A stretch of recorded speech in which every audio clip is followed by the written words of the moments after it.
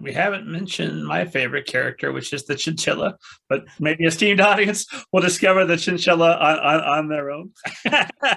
Really got a kick out of But that. this is one of those this is one of those moments in writing, and I bet you know it too. And it has a parallel in Wicked too, I have to say, where the author doesn't really know what's going to happen until the sentence.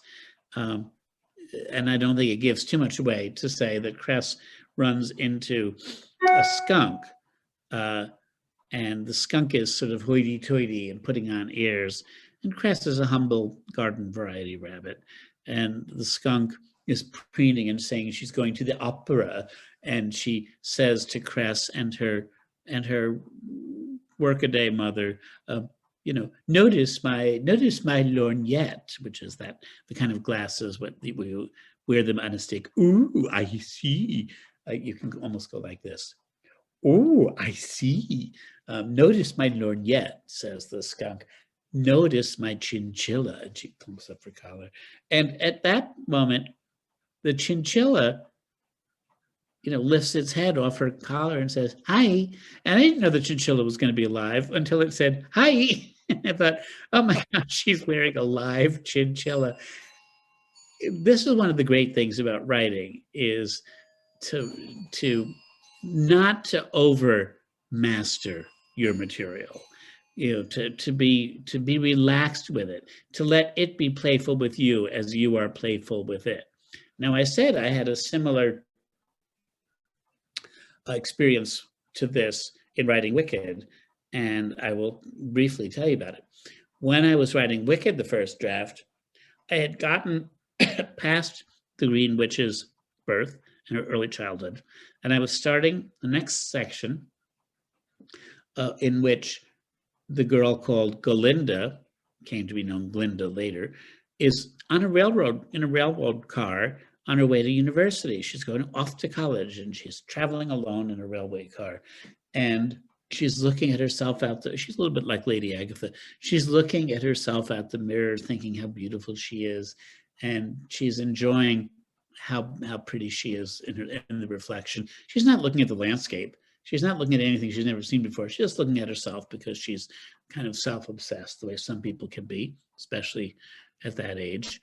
And there was a line I wrote there saying, I said, Galinda was glad that the old goat seated across from her was snoring. She didn't want to talk to anybody. She just wanted to admire herself in the mirror and be the picture of young student on her way to college. Well, that's where I finished the work for the day.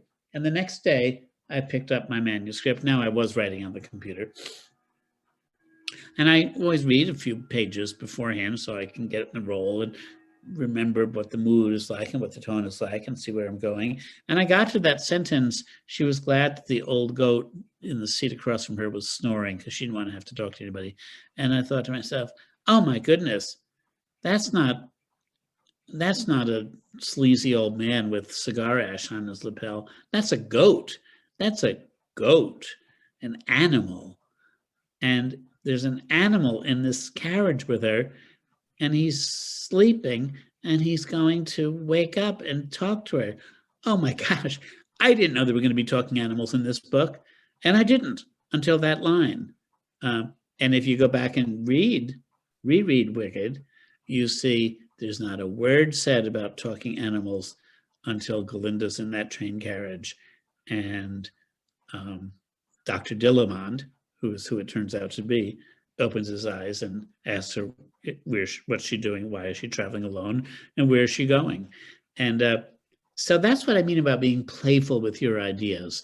You have to give your subconscious credit for knowing more about everything than you do. You have to hold your material lightly. You have to trust it. It will give you ideas that you didn't know you had, like the chinchilla. It's such a wonderful scene because Galinda immediately puts her foot in her mouth, and then that makes me sympathize for her. Like prior to that, I'm not caring for her, but the moment she says something really dumb that's going to come to haunt her, like, oh, I've done that. Yeah, right, exactly.